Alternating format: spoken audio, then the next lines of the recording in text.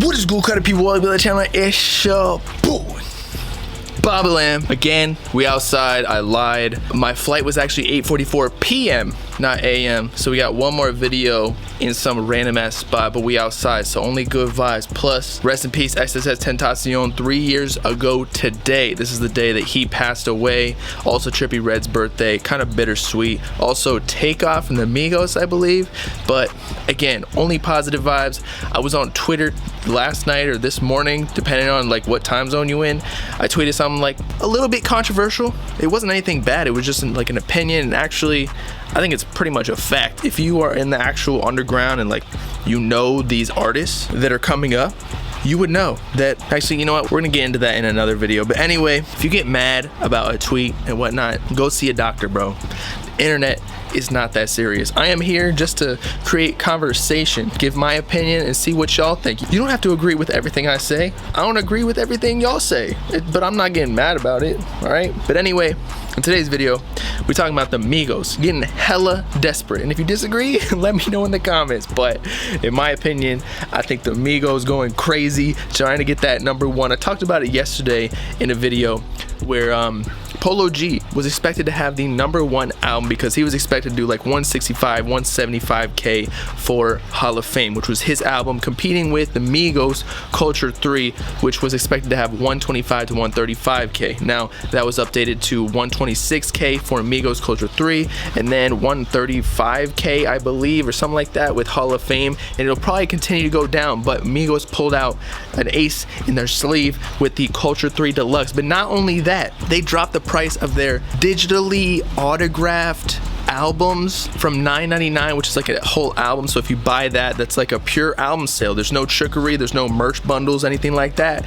But it boosts the album sales pretty quickly, considering it takes 1,500 streams to equate to one album. So having one click of a purchase, that makes it way easier for the Migos to take that #1 spot. But not only did they decrease their price of the digitally autographed album from $9.99 to $3.99, like shit, if you can buy a McDonald's burger with that type of money, then you about to get a lot of people to buy it, you feel me? But not only that, they also made like 3 different types of albums based upon each of the 3 Migos' perspective on how they would have created the album. I guess like they took out some songs, put in some different songs. I don't know what it was, like what the difference is. It was just going viral on Twitter, and they switched up the order. But all it is a promotional tactic by Quality Control and or the Migos. They definitely had to approve and say like, yeah, this is cool, this is on brand and shit, because they just wanted that #1 spot. Because if they don't go #1 on Culture 3, honestly, people are gonna say Migos fell off. That's just the way it is. They already are saying that, in that they only selling 135K, which nowadays without merch bundles, that's actually a lot.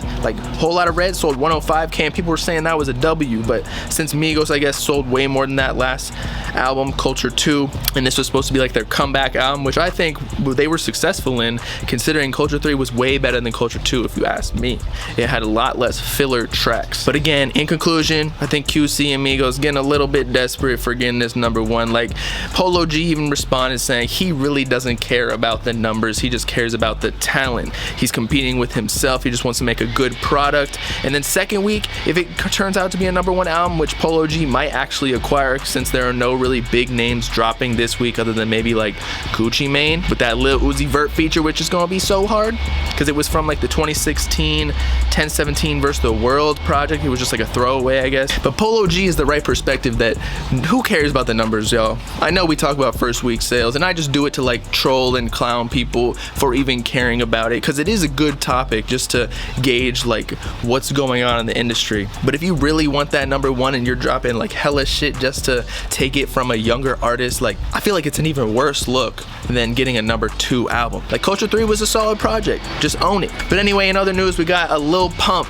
leak, I guess. I don't even know what it's called. On the old Playboi Carti leak, Goku. And it's kind of hard, I'm not gonna lie. And I think this type of flow suits Lil Pump way better than some of the other shit he does. But then again, Playboi Carti already gave him the sauce of like how to come on it, pause, because all Pump had to do was match the flow. A little bit more engineering, and I think it could have been a solid song for Lil Pump. But I don't think Pierre Bourne would give Lil Pump a beat, to be honest. He'd have to give him that trippy deal of 80K per beat, whereas Carti probably gets it on the low and just like a percentage on the back end. But y'all let me know what you think. Got a bad bitch. Wanna suck this, start spinning. I got designer from head to my toe. Fucking that bitch finna throw, make a choke. Ooh, Richard Millie cost a ghost. Skill, sacks 50.4s. Damn, 350, no kizzy. Gill, Rose truck, came tinted. Vroom, hopping out, new Bentley. Ooh, automatic, no semi. Q, this how I'm living. Ayy, yeah, that nigga pimpin'.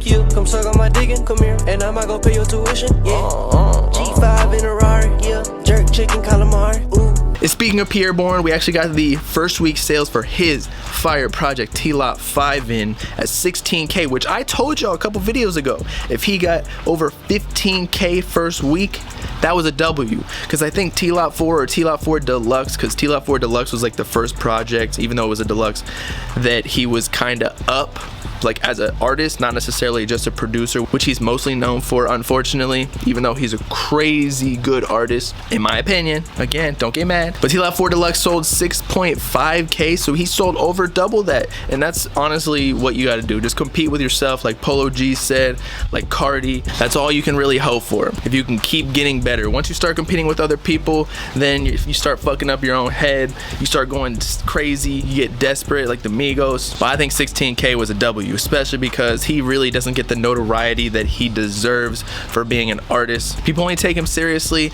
as a producer, but maybe after this TLOP5 series, maybe one of these songs will blow up on TikTok. The next project will be the one that goes 50, 100K. I don't know, but I don't think Pierre Bourne will ever get the respect he deserves. But still, 16K is nothing to knock at. I mean, he's still selling over like Smoke Perp and some of these other artists who are just strictly artists and don't know how to produce. Not to mention the fact that Pierre Bourne gets all of the royalties. He ain't splitting the check with anybody, considering he does the engineering, the producing, and the vocals. And lastly, I said this at the beginning of the video, this is the day 3 years ago the XXX Tentacion passed away, but it's also Trippie Redd's birthday. Only positive vibes today.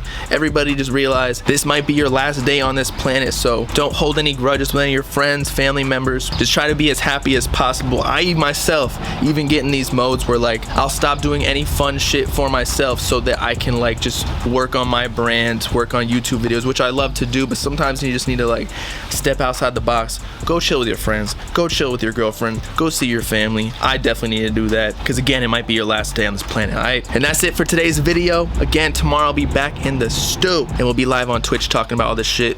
Again, go follow my spam page on Instagram and my Twitter. I'll be tweeting some bullshit out there, at least that's what the public says. Let's get the whole underground mad at Bob because they balls haven't dropped. That's why they get so mad. They're like they squeaking at me like, dude, I'ma beat you up, dude. Let me know in the comments what you think.